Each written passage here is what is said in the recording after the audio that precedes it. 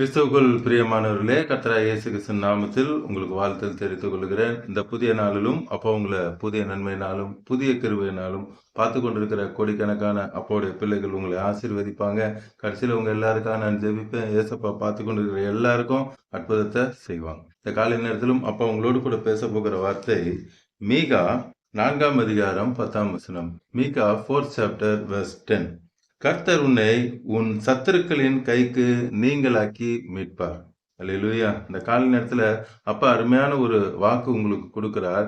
என் பிள்ளைகள் எந்த சத்துருக்கும் பயப்பட வேண்டிய அவசியம் இல்லை. கர்த்தர் உன்னை உன் சத்துருக்களின் கைக்கு நீங்களாக்கி மீட்பேன் என்று சொல்கிறார். இன்று அநேகருக்கு அநேக காரியங்கள் சத்துருவாக இருக்கும். சிலருக்கு வியாதி நோய் போன்றது ஒரு சத்துருவாக இருக்கும். சிலர் கடன் பிரச்சனை அதிகமாகி அது ஒரு சத்துருவாக இருக்கும். சிலருக்கு குடும்ப பிரச்சனை அதிகமாகி குடும்பத்துல குழப்பம் உண்டாகி சமாதானம் இல்லைன்ற அது ஒரு சத்துருவாக இருக்கும். சிலருக்கு பயம் இருக்கும். சிலர் கவலைப்பட்டுக்கிட்டே இருப்பாங்க.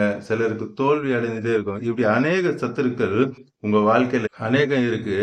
இன்றைக்கு அப்பா அதை தான் சொல்றாங்க. அந்த சத்துருக்கள் எல்லாவற்றையும் இப்ப நான் சொல்லாத அநேக சத்துருக்கள் கூட உங்க வாழ்க்கையில இருக்கு. அப்பா சொல்றாங்க, அந்த எல்லா சத்துருக்களையும் உங்களை விட்டு நான் நீங்களாக்கி மீட்பேன் என்று சொல்லுகிறார். இஸ்ரவேல் ஜனங்கள் எகிப்துல அடிமையாக இருக்கும் பொழுது அவங்களால அந்த பிரச்சனைகளை போராட்டங்களை தாங்க கூடாததா இருந்தது. அவ்வளவு பிரச்சனைகள் இருந்துச்சு, போராட்டம் இருந்தது.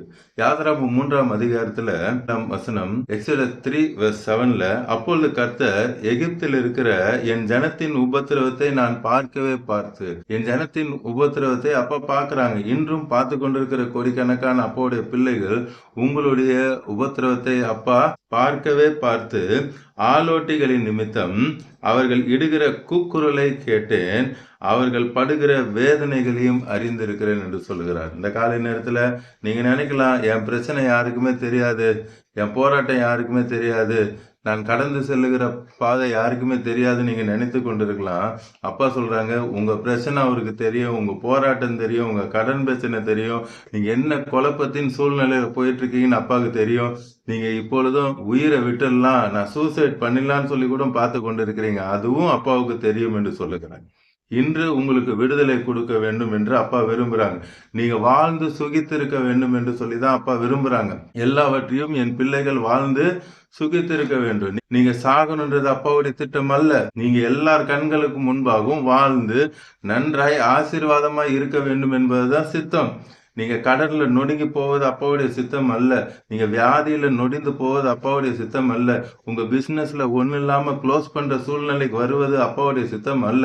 உங்க ஸ்கூல்ல எல்லாருக்கும் முன்பாகவும், உங்க காலேஜ்ல எல்லாருக்கும் முன்பாகவும் அப்பா உங்களை உயர்த்தி வைக்கணும்ன்றதுதான் அப்பாவுடைய சித்தம். எல்லாவற்றிலும் நீங்க வாழ்ந்து சுகித்திருக்க வேண்டும் என்பதுதான் அப்பாவுடைய சித்தம். சங்கீதம் 30 அதிகாரம் 17ஆம் வசனத்துல சாம்ஸ் 30:17 நீதிமான்கள் கூப்பிடும் போது கர்த்தர் கேட்டு. அல்லேலூயா. நீதிமான்கள் நேத்து கூட உங்களுக்கு வார்த்தையில சொல்லும்போது சொன்னாங்க, நீதிமான் செய்கிற அந்த ஊக்கமான ஜெபம். நீதிமான் யார்? ஏசப்பாவோட ரத்தத்தால கழுவப்பட்ட எல்லாருமே நீதிமான் தான். ஏசப்பா எனக்கு நீங்க தான் வேணும் என்று சொல்லி அப்பாவை சொந்த ரட்சகரா யாரெல்லாம் ஏற்றுக்கொள்ளுகிறாங்களோ அவங்க எல்லாம் நீதிமான்கள் தான். இன்னைக்கு உங்களை பார்த்து தான் சொல்றாங்க, நீங்கள் கூப்பிடும் பொழுது, அப்பாவை கூப்பிடும் பொழுது அவர்களை அவர்களுடைய எல்லா உபத்திரங்களிலிருந்தும் நீங்களாக்கி விடுகிறார். எல்லா உபத்திரவத்திலிருந்தும் இந்த காலை நேரத்தில் அப்பா உங்களை நீங்களாக்கி விடுகிறேன் என்று சொல்லுகிறார்.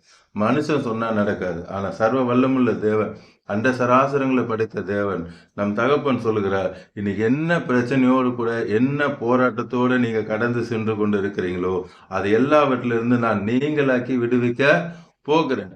இந்த காரியம் எப்படி நடக்கும்னு சொல்லி நீங்க யோசிக்கலாம். அப்பா சொல்றாங்க 126ஆம் சங்கீதம் முதல் வசனத்துல சாம்ஸ் 126:1 சியோனின் சிறையிருப்பை கர்த்தர் திருப்பும் போது சொப்பனம் காண்கிறவர்கள் போல இருந்தோம். இது எப்படி நடக்குமா? ஒரு சொப்பனம், ஒரு கனவு காண்கிறது போல இது எப்படி மாறிச்சு? நீங்க வியக்கத்தக்க அற்புதத்தை அப்பா உங்களுக்கு செய்வாங்க. உங்க சத்துருக்கு அப்பா சத்துருவாக வந்து நிற்பேன் என்று சொல்லுகிறார். அதே மீகால 5ஆம் அதிகாரத்துல 9ஆம் வசனம் மீகா 5:9 உன்னுடைய கை உன் விரோதிகளின் மேல் உயரும். உங்களுடைய கை உங்களுடைய விரோதிகளின் மேல் உயரும். இவ்வளவு நாள் நீங்க தாழ்ந்து கொண்டு போயிட்டு இருந்தீங்க. அப்பா சொல்றாங்க, இனி உங்களுடைய கை உயரும். இனி உயர்ந்த அடைக்கலத்துல அப்பா உங்களை வைப்பாங்க. இனி உங்க லைஃப் ஸ்டைல் எல்லாம் உயரதான் உயரும், உன் சத்துருக்கள் எல்லாரும் சங்கரிக்கப்படுவார்கள். ஒருத்தர் 2 பேர் அல்ல, உங்களுடைய சத்துருக்கள் எல்லாரையும் அப்பா என்ன பண்ண போறாங்களாம்? சங்கரிக்க பண்ணுவேன் என்று சொல்கிறார். நாகும் 1 அதிகாரம் 15 நாகும் 1:15. துஷ்டன் இனி உன் வழியாய் கடந்து வருவது இல்லை, அவன் முழுவதும் சங்கரிக்கப்பட்டு போனான். இனி உங்க வாழ்க்கையில துஷ்டன் வரவே மாட்டான். அப்பா எல்லாவற்றையும் சங்கரித்தேன் என்று சொல்லுகிறார். செஃபனியா 3 அதிகாரம் 15. செஃபனியா 3rd chapter verse 15.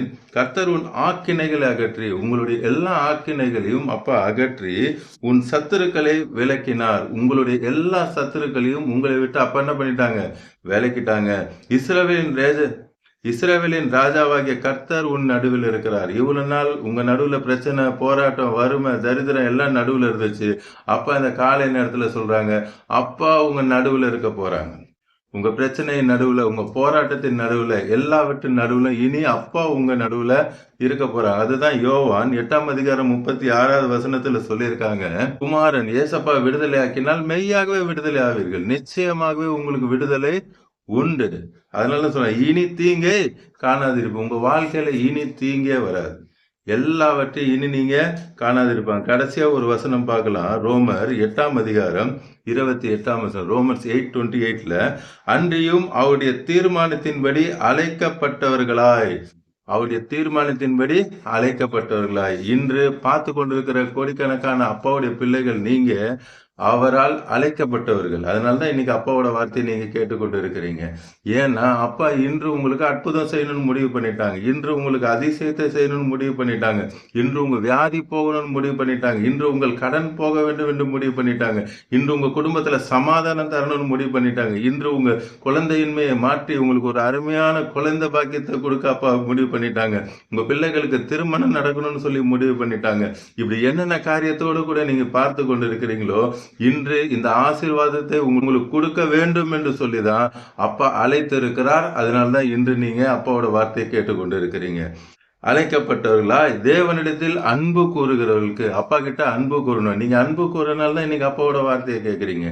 அன்பு கூறாதவங்க அப்பாவோட வார்த்தை இன்னைக்கு கேட்கல. நீங்க அன்பு கூறுகிறதுனால சகலமும் நன்மைக்கு ஏதுவாக நடக்கிறது என்று அறிந்திருக்கிறோம். சகலமும் எப்படி நடக்குமா? நன்மைக்கு எதுவாக நடக்கும் என்று சொல்கிறார். இந்த காலை நேரத்தில் அப்பா உங்களை பார்த்து நேரடியா சொல்றாங்க, என் பிள்ளைகள் நீங்க செய்கிற எல்லாவற்றையும் நான் வாய்க்க செய்கிறேன். உங்களுக்கு எல்லாம் நன்மைக்கு எதுவாக நடக்கும். உங்களுடைய தடைகள் எல்லாவற்றையும் அகற்றி போட்டு உங்களுக்கு எல்லா சத்துருக்களையும் நீங்களாக்கி அப்பா விடுவிப்பேன் என்று சொல்லுகிறார்.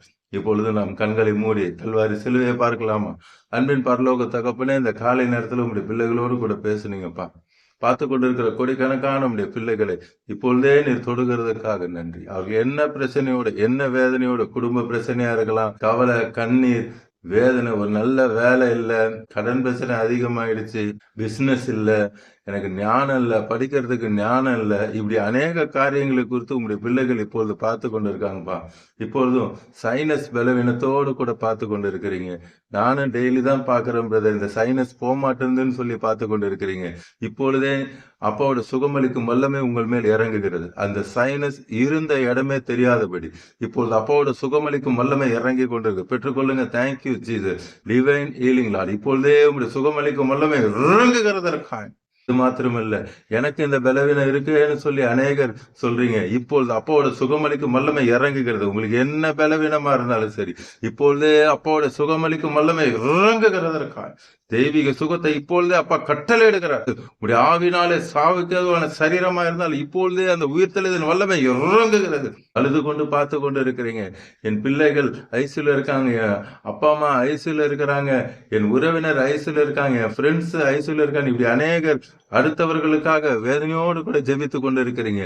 இப்பொழுதே அப்பாவோட சுகமளிக்கும் வல்லமை அந்த ஐசியூல இறங்குகிறதற்காக, அது என்ன வியாதியா இருந்தாலும் சரி, சாவுக்கு எதுவான வியாதியா இருந்தாலும் சரி, மரித்து போன சரீரத்தையே உயிரோடு எழுப்பின தேவர், அவருடைய வல்லமை இப்பொழுதே இறங்குகிறதற்காக, மரித்து போயிருந்தாலும் இப்பொழுதே இந்த வார்த்தையின் சத்தம் கேட்கும் பொழுது அந்த மரித்த சடலம் இப்பொழுதே உயிர் பெற்று எழும்புகிறதற்காக, உங்களுடைய உயிர்த்தல இந்த வல்லமை இறங்கி கொண்டிருக்கிறதற்காக நன்றி தகப்பனே. யாவினாலே சாவுக்கு எதுவான சரீரமா இருந்தாலும் உயிர்ப்பிப்பேன் என்ற உயிர்த்தெழுது வல்லமை இறங்கி கொண்டிருக்கிறது. எலும்பு நொறுக்கப்பட்டு இருக்கிறது. இப்பொழுது டாக்டர் அந்த எலும்பு கூடி வராதுன்னு சொல்லிட்டாங்க. கலங்கி கொண்டு வேதனையோடு கூட பார்த்து கொண்டு இருக்கிறீங்க. இப்பொழுது அந்த எலும்புகள் எல்லாம் சல்லு சல்லாய் உடைந்திருக்கிற அந்த எலும்புகளையும் இப்பொழுது அப்பா கூடி வர செய்கிறார். உலர்ந்த எலும்புகளே உயிரோடு எழுப்பின தேவன் அவர். இப்பொழுதே அந்த உயிர்த்தெழுதின் வல்லமை இறங்குனதற்காக உங்க கடன் பிரச்சனை அப்பாவுக்கு ஒன்றுமில்லை. வானத்தையும் பூமி அண்ட சராசரங்களை படைத்த தேவன். உங்களை பண தேவைகள் எல்லாம், அது 1000 கணக்குல இருந்தாலும் சரி, லட்ச கணக்குல இருந்தாலும் சரி, கோடி கணக்குல இருந்தாலும் சரி, பில்லியன்ஸ் கணக்குல இருந்தாலும் சரி, நான் அவ்வளவு இழந்துட்டேன் பிரதர்னு அழுது கொண்டு பார்த்து கொண்டு இருக்கிறீங்க. எல்லாவற்றையும் திரும்ப கொடுக்க அப்பாவுக்கு வல்லமை உண்டு. எல்லா கடன் பிரச்சனைகளையும் மாற்றி போடு. தரித்திரத்தை எடுத்து போடுகிறார். அப்போட வார்த்தையில சொல்லியிருக்கிறார், உங்களுடைய தரித்திரத்தை எல்லாம் நான் கல்வாரி சிலுவையில சுமந்து விட்டேன், என் பிள்ளைகள் சுமக்க வேண்டிய அவசியம் அல்ல என்று சொல்லியிருக்கிறேன். நீர் விடுதலையை கொடுத்து கொண்டிருக்கிறப்பா. திருமணமாகாத பிள்ளைகளுக்கு ஏற்ற துணையை நீர் உண்டாக்கி தருகிறதுக்காக நன்றி. குழந்தை இல்லாதவர்களுக்கு குழந்தை பாக்கியத்தை கொடுக்கிறதுக்காக நன்றி.